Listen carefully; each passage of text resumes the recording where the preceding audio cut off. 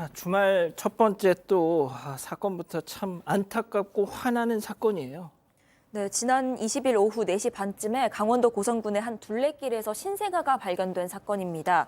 이 경찰은 둘레길을 걷고 있는데 갓난아기 울음소리가 들린다 이런 신고를 받고 출동을 했는데요. 그 사건 당일은 한파주의보가 내려져 있었다고 합니다. 아기가 발견된 당시에는 영하권 기온이었고요. 눈이 성인 무릎 높이까지 쌓여 있는 상황이었습니다. 자, 이 날씨에 말이죠. 아기를 유기를 했어요. 지금 현장이 보이십니다. 정말 이 상황 자체가 화가 나는데 지금 아기 빨간 동그라미 속에 어떻게 아기가 발견됐던 건지 최초 신고자분의 얘기 들어보시죠. 거의 2시간은 걸었는데 아무도 만난 사람이 없었어요. 그날 엄청 추웠던 데다가 저희가 약간 오르막길이었어요. 나중에 그 아이가 발견된 장소가 오르막에서 올라갈 때는 안 들렸었거든요. 그러니까 오르막에서 올라가니까 이제 울음소리가 되게 우렁찼었고 저희는 처음에 고양이 소리인 줄 알았었거든요. 약간 저보다 나이 더 드신 분이 올라오셔서 아기 소리 맞다고 이제 그때부터 저희가 너무 당황해갖고 막 112 그때 신고하고 아기가 막 이렇게 우는데 정말 크게 울었는데 완전 목소리가 잦아들면서 목소리 끝이 갈라져갖고 저희가 너무 놀랬거든요. 와, 정말 이 고양이 울음소리랑 네. 아기 울음소리랑 진짜 비슷해요. 비슷해요. 아기도 지금 얼마 안 어르신 아니었으면 그렇죠. 예? 일반인 같으면 구별 못 합니다. 뭐 이런 식으로 하기 때문에 아기인지 고양이인지 구별을 못 하는데 사실 2시간 동안 걸으면서 사람 못 봤다고 하거든요. 근데 뒤에 오던 어르신이 이거 이상하다. 아기 같다라고 하면서 결국은 이제 발견한 거고 저 추위에 저곳에서 아기 혼자 얼마 되지 않은 아기 혼자 있었는데 이 아니었으면 정말로 큰일 나고 사망할 수도 있었던 그런 상황이었던 것입니다. 자, 진짜 이 아기도 아니 신생아, 막 태어난 신생아 발견 당시 어땠는지 이 구급대원 얘기 잠깐 듣고 가시죠. 포화도랑 체온을 측정해 봤을 때 산소 포화도도 굉장히 낮았고 체온도 34도 정도로 굉장히 낮은 상태로 측정이 됐기 때문에 아이가 저체온증으로 약간 경기를 하는 것도 있었습니다. 아이의 탯줄 상태로 확인을 해봤을 때 태어난 지 한 3일에서 일주일 정도로 추정을 한다고 말씀을 해주셨고 병원에서 이제 태어난 다음에 바로 유기된 것이 아닌가 그렇게 추정을. 아니, 팀장님 어쩜 좋아요, 진짜. 그렇습니다. 이제 그 신고를 했기 들어와가지고 경찰에 출동을 했습니다. 물론 구급대원도 출동을 했는데 아마 그 수색을 해가지고 다행히 9분 만에 찾았다 그래요. 근데 아이를 이제 그 경찰이 찾아가지고 구급대원한테 인계를 했는데 아이 손발이 찬 거예요. 확인해봤더니 34도. 원래 아이들은 온도가 좀 높거든요. 36도 5분에서 37도쯤 되는데 굉장히 이제 조금만 지났으면 저체온증 걸릴 뻔했죠. 빨리 구한 건데 어찌됐든 그렇게 해가지고 아이를 갖다가 이제 산소포화도 닦고 하니까는 아마 그 시험수 팩 아시죠? 시험수 팩을 이제 따갑게 해가지고 아이한테 댄 거예요. 체온을 높이려고. 그걸 안아주니까 체온이 정상으로 들어왔다고 합니다. 다행히. 천만다행인 거죠. 그리고 아이의 건강 상태는 아마 비교적 양호하다고 했는데 제가 보기에는 그 골든타임, 즉 시간을 좀 지체했다거나 늦게 찾았으면 아이가 사망할 수도 있던 사건이기 때문에 재빨리 찾은 것에 대해서는 정말 제가 박수를 치고 싶습니다. 자, 그런데요, 이 충격적인 건 지금부터입니다. 체크포인트 짚어보죠. 편의점 비닐봉지, 이게 또 정말 기가 찰 내용입니다, 소장님. 그렇습니다. 너무 화가 나는 사건입니다. 아기는 태어난 지금 일주일도 안 되는 아이로 탯줄이 붙어있는 그대로 유기됐고요.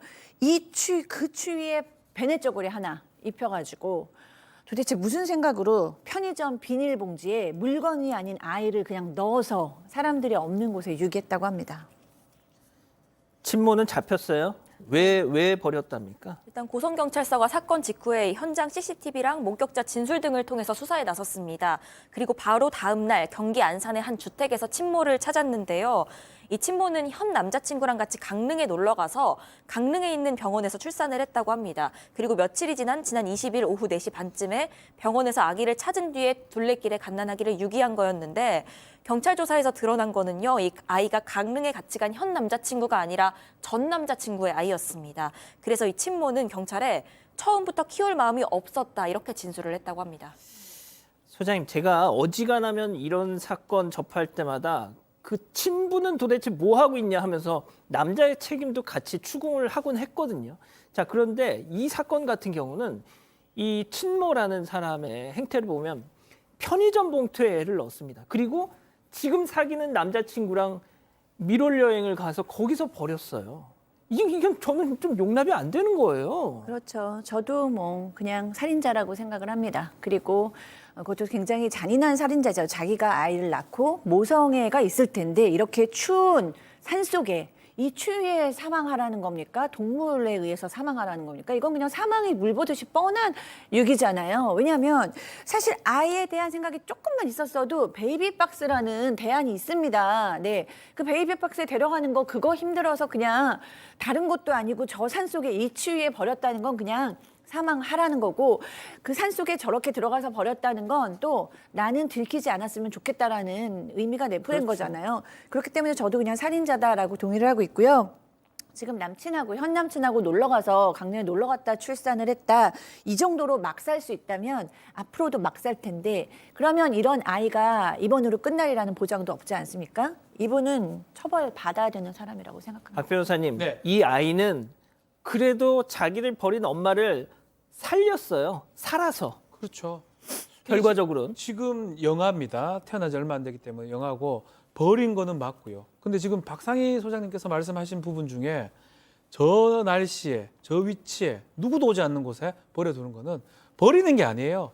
죽어도 상관없다. 그렇죠. 뭐 죽어도 받아들이겠다. 미필적 고의가 있다고 봐야 돼 그런 거거든요. 그렇다면 영아 살해 내지 일반적 살인죄가 되는 거고 성공하지 못했기 때문에 살인 미수가 되고 그래서 지금 진행자가 말한 것처럼 미수가 됐기 때문에 강하게 처벌되지 않습니다. 살인 기수에 비해서는. 엄마를 살렸어요. 예, 그런 의미인데 한 가지 또 봐야 될 부분이 있습니다. 지금 진술대로라면 전 남친의 아이다라고 얘기하는데 또 지금 현재 남자친구랑 같이 또 강릉 여행 가면서 버렸거든요. 공모 여부도 좀 확인을 해봐야 돼요. 공모 여부도 확인을 해봐야 되고 정말 이게 버리는 과정에서 정말 치욕을 은폐하거나 예를 들면 영아 살해죄로 감경돼 처벌이 됩니다. 근데 일반 살인죄인지 영아 살해죄인지 그런 것들도 수사기관에서 살펴볼 것으로 보입니다. 지금 그 유기했던 현장 계속 좀 다시 한 번만 좀 보여주세요. 저는 소장님 네. 그냥 뭐 여기 계신 분 중에 유일한 진짜 엄마시잖아요. 네. 예. 너무 그러니까 보통 우리가 아이를 물론 뭐 미혼모들에 대한 처우라던가 미혼모에 대한 공포가 있을 수 있어서 영아 유기를 하는데 심리적으로 굉장히 두려워서 그랬다라고 뭐 주장하겠죠. 근데 아까도 제가 얘기 드렸듯이 아이를 도저히 키울 수 없다면 방법들이 있어요. 게다가 지금 이 여성 10대도 아니잖아요. 20대면 충분히 조금 주변에 물어볼 수도 있고 검색을 통해서 이 아이를 살리면서 내가 도저히 양육은 못하니까 어떻게든지 안전한 곳으로 데려주겠다는 생각을 해야 그것이 기본적으로 그냥 동물들도 자식을 낳으면 정말 그 혀로 그 아이의 양수를 다 닦아준다고 합니다. 근데 지금 탯줄도 떨어지진 않은 아이를 저 추위 속에 산에 버렸다는 건 엄마라는 진짜 이름을 공유하기 싫습니다. 소장님이 지금 되게 격앙되셨네요. 예, 첫 번째 사건 일단 이 정도로 정리하고요. 아직 안 끝났습니다. 이거 눌러주세요.